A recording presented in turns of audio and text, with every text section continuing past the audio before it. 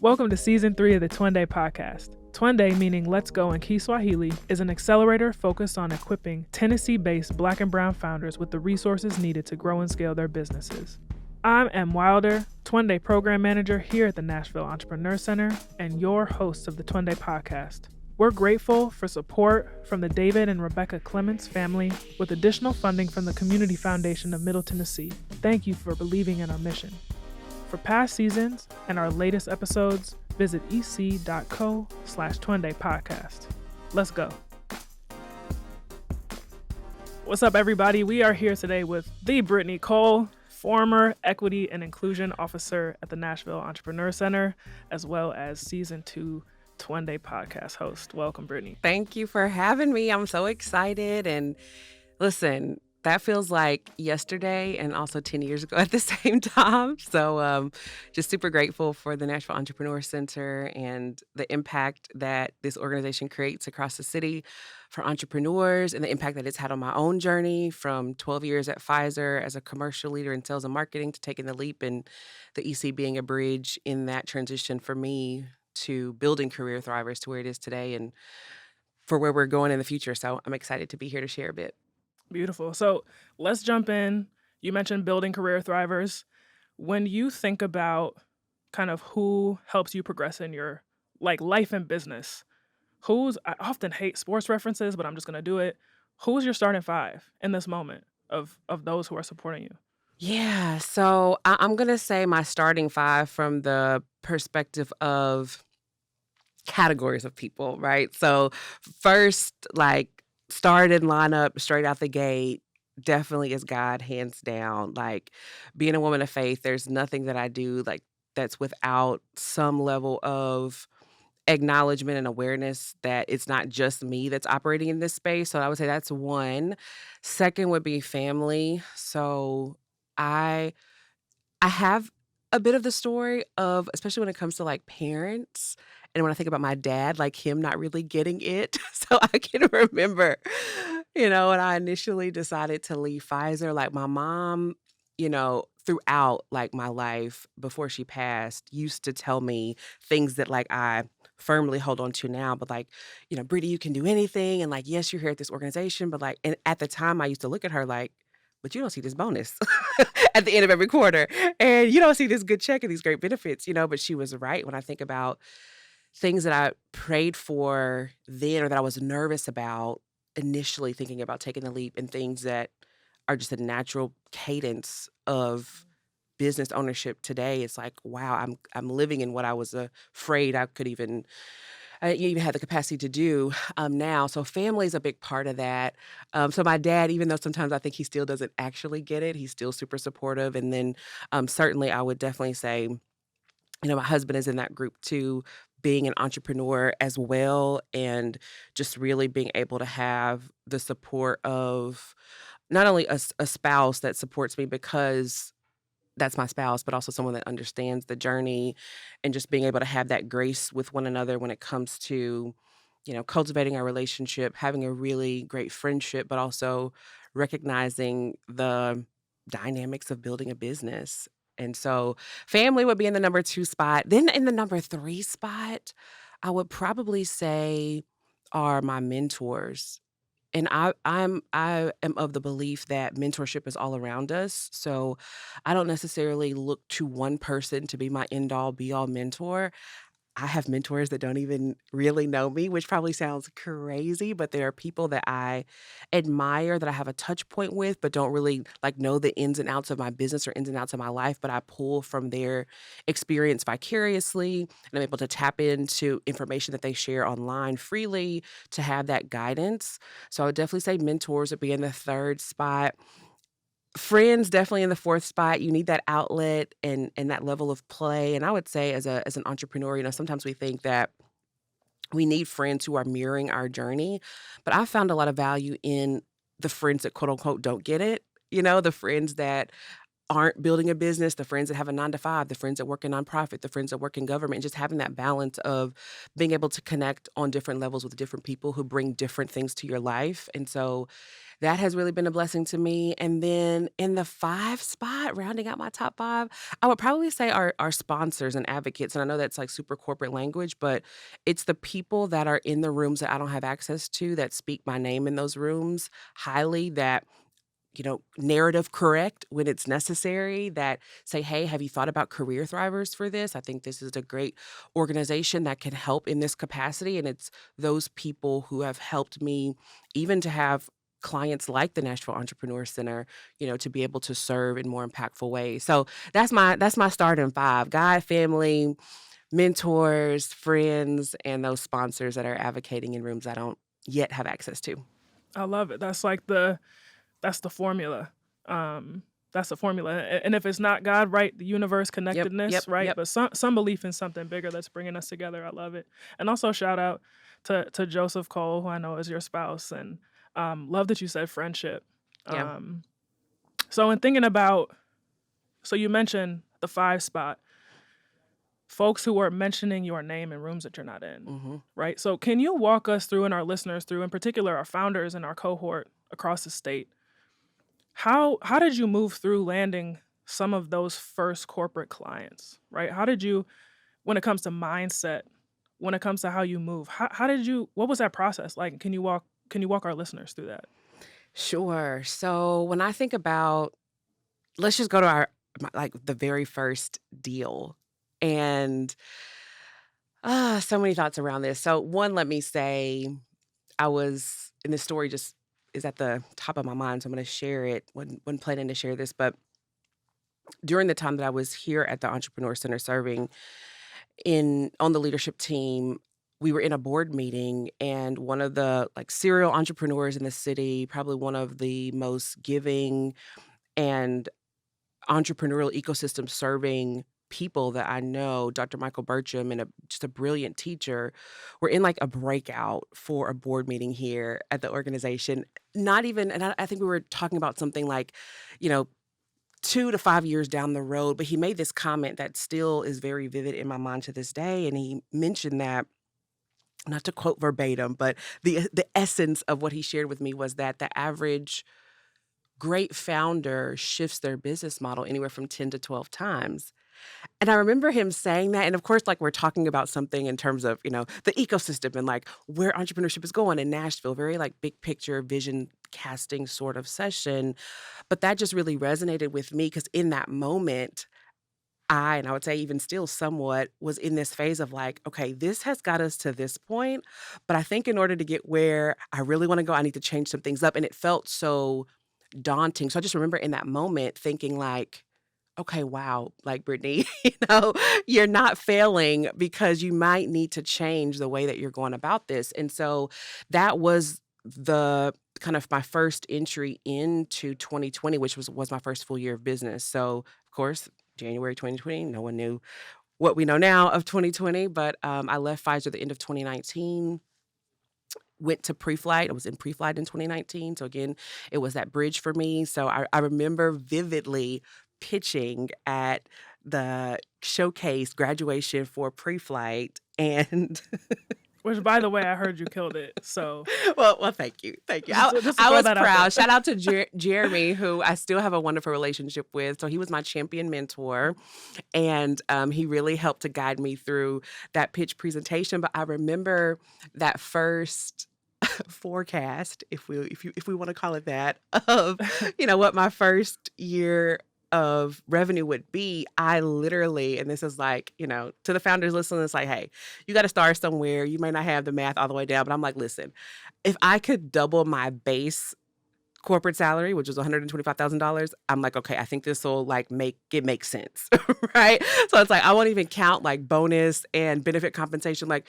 If I can double it, that sounds good. That probably sounds okay, a spitball kind of goal. But for me, in my mind, leaving this career, knowing that another nuance of my story, took the leap with a bit of a parachute. So I actually, my role was eliminated. I took a layoff because I was definitely offered other opportunities, which came with a year of severance. Wow. So I knew at that point, in 2019, I'm like, okay, I'm making this decision. It is risky, but I'm not leaving with the financial pressure that we are going to have to like figure out, all the things immediately. I have some cushion to kind of figure this thing out. So did pre-flight. I'm like, okay, $250,000. This is what I'm pitching. So we go into 2020, and I'm thinking that the model, back to Dr. Bertram's advice, is going to be a B2C to B model.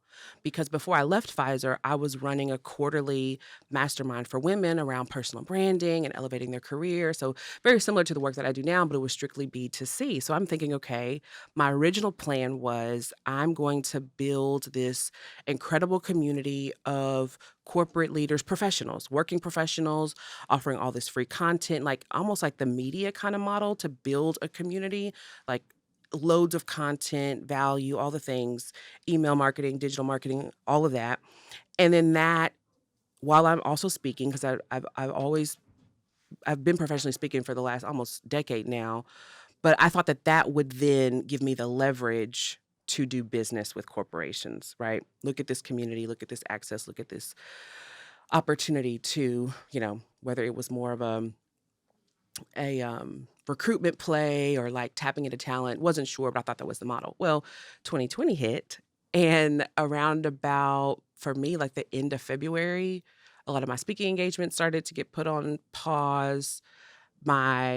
That February of 2020, I decided to take a free talk, right? So a pro bono talk for a panel that actually led me to our first six-figure deal with a financial services institution here in Nashville. And that really opened up the door for me to rethink the model for career thrivers. And so instead of it being focused on building this great community, it became an opportunity through the pandemic, through the murder of George Floyd and the racial reckoning there that really heightened the work of diversity, equity, and inclusion that had always been there. But for many organizations, it either introduced the work of inclusion and equity or it elevated the priority. And so that created the opportunity with just being open to doing business a different way. Instead of selling the mastermind or selling the learning and development to professionals directly, I licensed it and started to sell it to corporations. And so that first company, that was one of my first talks in 2020. Again, it was a free talk. And so even in the realm of professional speaking, I often tell leaders like, hey, you have to be really strategic around who is in the audience. And I knew for that organization, for that particular panel that I was a part of, the VP of HR was going to be in the audience. Their entire team was going to be in the audience. So it was an opportunity for me to speak to the value of the work that we did. I took some additional collateral to leave with them. I got an invite to come back and sit with their team for the real actual discovery call and pitched a proposal that initially was a yes, but then the pandemic hit, their budgets got cut. So then it was a no. So I am sitting at this point, it's the end of March. And I'm like, okay, God, wait a minute. Hold on. Hold up. Because I sought you and heard you clearly about taking this leap. Okay. I was excited 3 weeks ago because I'm like, okay, I'm feeling good. This deal is going to close. It's my first. It was maybe about a $40,000 deal. So I'm like, okay, I'm feeling good. Like this $250,000 goal, we can really make this happen. And the team comes back because of the pandemic, learning and development budgets got cut. We're not going to be able to do it. And literally it was a podcast. So March, I said, okay, what are leaders doing? They're sitting at home trying to figure it out. They're available to have conversation. So I started our podcast as a business development strategy. I'm like, I need to build these relationships and get to know people. I started the Career Thrivers podcast. It's now called the Let's Thrive Together podcast. I invited that VP on to the show, kept the connection, kept the relationship. By May, we closed a deal that was 3 times the initial deal. And we're still doing business with them today. So what did I learn from that? A couple things that I would say, because you mentioned mindset, and I want to hit on that. I think one thing that is often a paradigm that needs to shift faster when it comes to just the entrepreneurial ecosystem around founders of color is that there's all this capacity building and technical assistance that's needed before you're even ready to get up to bat. And I think that sometimes that does founders a disservice. Like, I believe that the intention is truly rooted in we want to provide the resources so that you're prepared. But I think oftentimes there's an underlying mindset that you aren't prepared already, That part. that you don't have what it takes already, that you aren't capable of fulfilling the work before you even have a shot. That's a really that's a really interesting that's a really interesting just note to share, that I haven't necessarily heard someone explicitly name. To be transparent, I think that's a mindset that can creep into all of our Mhm. psyche. Mhm. It can be a place for even people of color, other Definitely. under recognized folks. Like we do that to ourselves, Yep. right? Um, as a result of kind of systems, programs Mhm. operating under the assumption, right? Deficit mindset. Totally. And a Operating. lot of the programs are built that way. They're built on this mindset of, and again, we and I'm a Black founder, so I'm going to lean into that. I know that also from a program statistics perspective, that's the majority of the Twendé program. So, I grew up in a home with my mother was one of the first students to integrate the University of South Carolina. She was a Gamecock, and she would tell us stories of being escorted into class. Like she had vivid memories of the National Guard escorting her to class. And so I grew up in this home. My dad was a graduate of ABC here in Nashville, one of the HBCUs here. And they would tell my two older brothers and I that, hey, you got to be twice as good to get half as much. So, like, a lot of the mindset around the way that you have to show up as a Black founder, sometimes you can start from a deficit mindset. You can start from a fixed mindset. You can start from this place of, I'm not ready. I don't have enough. I'm not capable. How am I going to do that? And from a sales perspective, and that's my corporate background, like 9 years of my career at Pfizer was in sales, that energy transfers. Like so much of sales is about psychology and the psychology of the seller, like how you go into the conversation to be able to talk to an executive about the value that you bring. So much of that rests on what you actually believe. And so I think while the intention oftentimes is a positive one, I think it's important that founders of color recognize that the way that I think about my capacity and my ability to actually perform in this engagement, to actually go after this deal, to actually increase my prices, to actually ask for what it is that I say that I want, to actually understand ROI-based pricing. So I'm speaking to the value and not just grateful for whatever that you give me because I'm doing business with this big company. Like all of that is connected to founders like me being able to do more, to have bigger deals, to have bigger companies, to move what I often think of as transitioning from an entrepreneurial mindset to an enterprise mindset. Like we can build big businesses. It's possible. I love it, and I think that's the dive in a little bit more briefly into a part of the incredible work that you did here at the EC.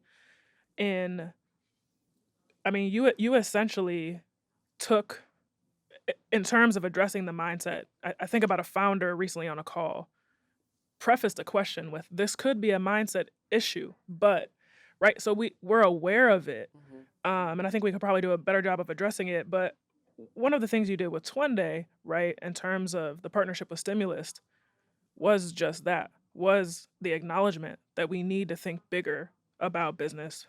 We need we need to change our mindset, and we can go after corporate, go after government, right? How do we position ourselves to be able to do that? How do founders in Twende position themselves to be able to do that? Can you talk briefly just about kind of the inception of the idea, how the relationship with Stimulus came to be, and just how you laid the groundwork for kind of the core curriculum that is now obviously a huge foundational part and driver around the Twende Accelerator?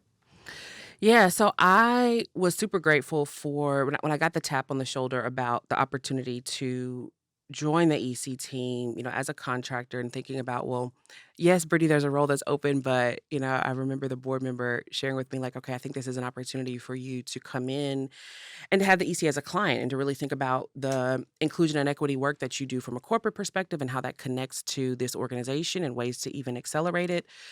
And after giving it some thought and having a conversation with the then CEO and former COO of the organization, it became crystal clear. And I remember one of the things that would pop up in my mind often was, when we're helping the Bridgestones and the Amazons, the Cat Financials of the world think about how they are operationalizing inclusion and equity inside of their organization, a big piece of the work is around supplier diversity.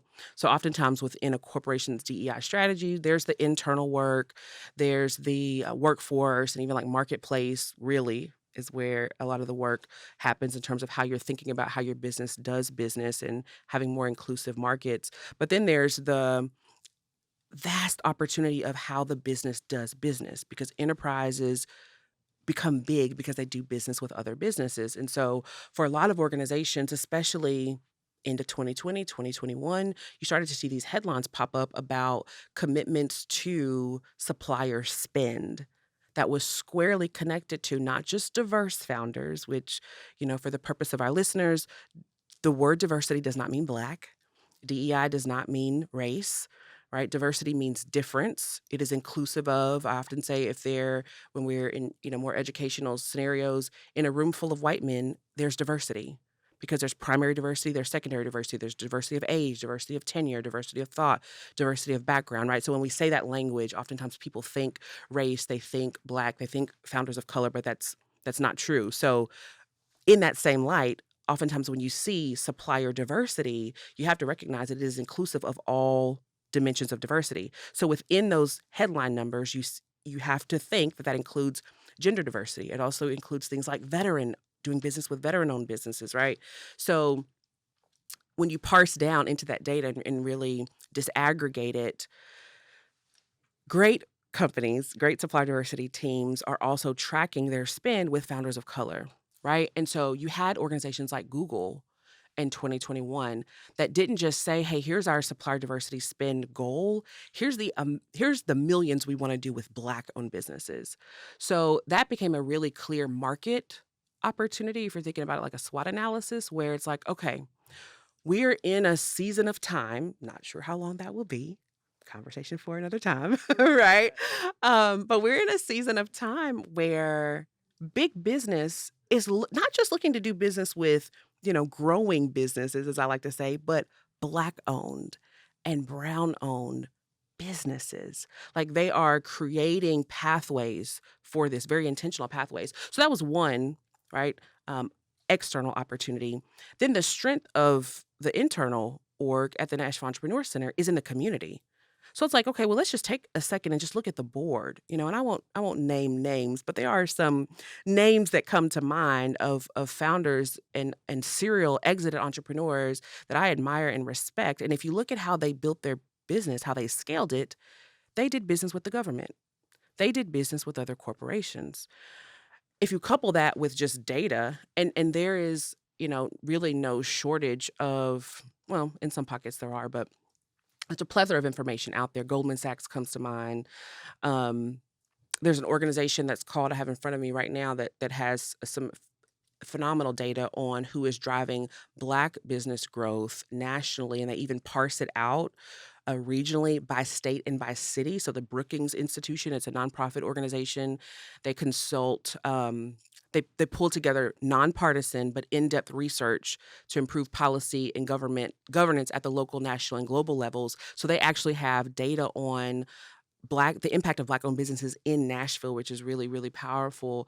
And if you look at that data in terms of how businesses that are Black-owned, businesses that are Latina-owned grow, it's that B2B model. So we saw all of that as an opportunity to say, okay, we're in this time where Twendé has had a wonderful start. It was started by founders who said, hey, they raised their hand and said, there's an opportunity here, right? The CEO at the time, it's like, hey, okay, let's prove it out. And through some incredible leadership here, they were able to say, okay, let's take this from a Twendé summit, from an event, to actually now 200 plus founders are like, what's next? So let's create a program.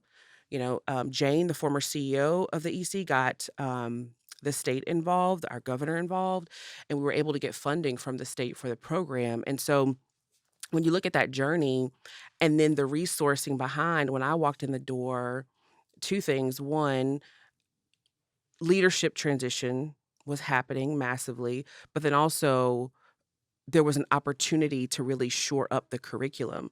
And that's my superpower and strength, but also it was a massive opportunity to say, well, as an organization, as the Nashville Entrepreneur Center, like the front door for entrepreneurship in Nashville, if there's anybody that's going to create, the how-to, if you will, of starting and growing a business, like it needs to come through this org. And so I looked at my Rolodex of contacts, people that I knew, and I just gone through a really great accelerator called 12% with Stimulus. And the value prop of that accelerator is helping women consultants do business with corporate. And so I reached out to Liz J. Simpson. She's the founder of that organization. Their model was not B2B. She has a lot of B2B experience, but their model was not selling their curriculum to another entrepreneurial organization, but through leveraging the relationship and lots of conversations and, her mission and passion behind the alignment of equipping founders to think bigger, to make more, to do business with big business. She said yes, came on board. The team got to meet her, and it was wonderful to partner with her to sit down and think about, from an instructional design perspective, what curriculum would take a founder from maybe just thinking about, again, going back to Dr. Bertram, one business model of just doing business B2C, and thinking about how you could sell that to a B2B or B2G organization. And anyone that knows anything about how the government does business, like the government buys everything. So there's a lot of opportunity, regardless of what your product or service, to do business in that way.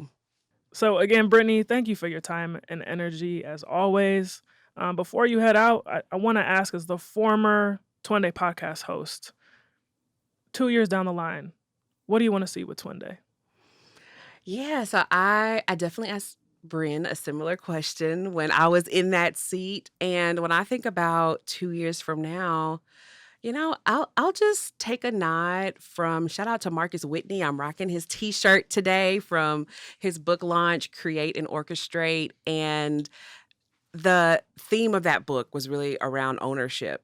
And so I want to see the EC to continue to own this space of creating and orchestrating pathways for Black and Brown founders to thrive. And so you are leading that work. Sam is leading that work. The leadership team is leading that work. And to see this organization continue to push forward, to say, hey, here's the impact that we've had over the last 3 to 4 years. How can we 10X it? That's what I'd want to see the next few years down the road. Well, thank you so much, Brittany. When I think about, like, if I had to name my top 5, and thinking about my starting 5 in Nashville, as I think about, and Twendé being my business, I mean, you're in my starting 5, right? And I appreciate your unwavering support. I appreciate you always showing up. And I know there's a ton of support around the EC, just around what's next, around ensuring Twendé is a vibrant and sustainable program and resource to Nashville, particularly, obviously, Black, Brown founders. But I just want to say before we wrap that I really appreciate your push to continue to think about how to be better, how to ensure that the EC as an institution is a North Star. And it's also ensuring that we're serving a population of folks, of ambitious, talented entrepreneurs who are reflective of Nashville. Yep. And so thank you for always holding us accountable. No, thank you. Listen, I often share moments like this. My dad would tell my brothers and I growing up that the biggest room in our house is the room for improvement. So the EC does incredible work.